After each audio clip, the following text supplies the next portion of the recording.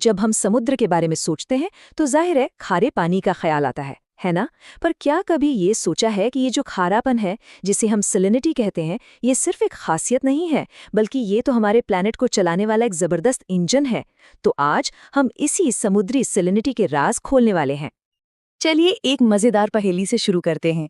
ऐसा क्यों है कि डेड सी यानी मृत सागर का पानी बाल्टिक सागर के पानी से लगभग 10 गुना ज्यादा खारा है?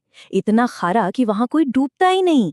यही फर्क हमें बताता है कि समुद्र का खारापन हर जगह एक जैसा बिल्कुल नहीं है और इसके पीछे कुछ बहुत ही दिलचस्प प्रोसेस काम कर रहे हैं।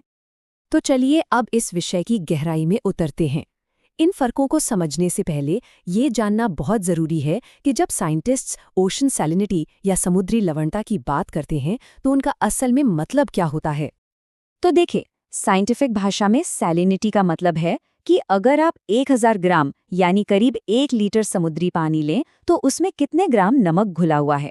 बस ये पानी के खारेपन को नापने का एक सटीक तरीका है। तो दुनिया भर के जो समंदर हैं उनकी एवरेज सैलिनिटी है लगभग 35 ppd यानी पार्ट्स पर 1000। इसका मतलब ये हुआ कि हर 1000 ग्राम समुद्री पानी में करीब 35 ग्राम नमक घुला होता है। अब ये नंबर एक तरह से हमारा बेसलाइन है, जिससे हम दुनिया के अलग अलग हिस्सों में पानी के खारेपन को कंपेयर कर सकते हैं। चलिए अब उस इंजन रूम में चलते हैं जहां ये सारा खेल होता है। देखिए, समुद्र की सैलिनिटी कोई फिक्स चीज नहीं है। ये लगातार दो ताकतों के बीच बैलेंस बनाने की कोशिश में लगी रहती है।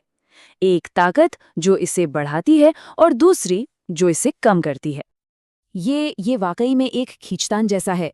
एक तरफ हैं फैक्टर्स जो सैलिनिटी को बढ़ाते हैं, जैसे इवापोरेशन मतलब पानी का भाप बनना और समुद्री बर्फ का जमना।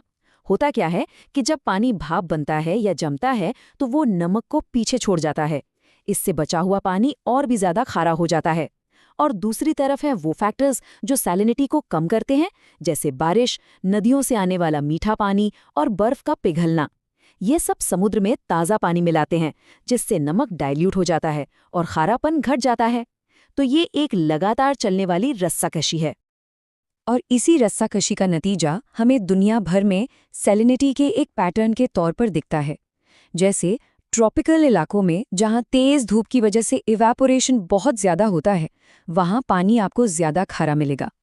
वहीं दूसरी ओर पोल्स के पास जहां बर्फ पिघलती है और इक्वेटर के पास जहां जबरदस्त बारिश होती है, ताज़ा पानी मिलने की वजह से सैलिनिटी कम हो जाती है। तो ठीक है, अब हमें ये तो पता चल गया कि सैलिनिटी क्या है और ये कैसे बदलती रहती है। लेकिन असली सवाल तो ये है कि ये इतनी ज़रूरी क्यों है?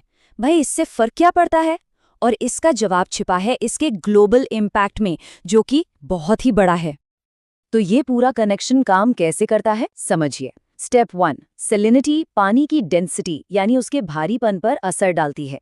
सीधा सा हिसाब है, जितना ज़्यादा खारा पानी उतना ही वो भारी होगा। स्टेप 2, डेंसिटी में यही जो फर्क है, यही समुद्री धाराओं को चलाता है।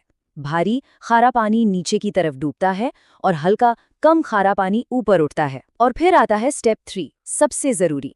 यही समुद्री धाराएं पूरी दुनिया में गर्मी को एक जगह से दूसरी जगह ले जाती हैं और इसी से हमारे प्लैनेट का क्लाइमेट रेगुलेट होता है। ये जो स्टेटमेंट है, ये पूरी प्रक्रिया का सार है। खारा घना पानी डूबता है और कम खारा पानी ऊपर उठता है। ये एक बहुत ही सिंपल प्रोसेस है, लेकिन यही प्रोसेस एक विशाल ग्लोबल कन्वेयर बेल्ट को पावर देता है। सोचिए, एक बहुत बड़ी नदी की तरह जो पूरे प्लैनेट के चारों ओर गर्मी लेकर घूमती है, ठंडे इलाकों को गर्म करती है और गर्म इलाकों को ठंडा। इसी से हमारे मौसम में एक संतुलन बना रहता है। तो आज की इस बातचीत से जो सबसे ज़रूरी बातें हमें समझनी हैं, वो क्या हैं? पहली, समुद्र का खारापन हर जगह एक जैसा नहीं है, ये एक डायनामिक बैलेंस है। दूसरी, इसे कंट्रोल करता है ताज़े पानी का मिलना या हटना। तीसरी, सैलिनिटी में यही जो बदलाव है, यही दुनिया की समुद्री धाराओं को चलाने वाली मेन फोर्स है। और आखिर में यही धाराएं हमारी पृथ्वी के क्लाइमेट को कंट्रोल करने में एक बहुत ही अहम रोल निभाती हैं। और आखिर में एक सवाल जो हमें सोचने पर मजबूर करता है, जैसे जैसे ध्रुवों की बर्फ पिघल रही है और मौसम का मिजाज बदल रहा है, समुद्र का ये सैलिनिटी वाला इंजन हमारे आने वाले कल के क्लाइमेट को किस तरह बदलेगा? ये एक ऐसा सवाल है जो आज साइंटिस्ट के लिए बहुत मायने रखता है और हम सभी को इसके बारे में सोचना चाहिए।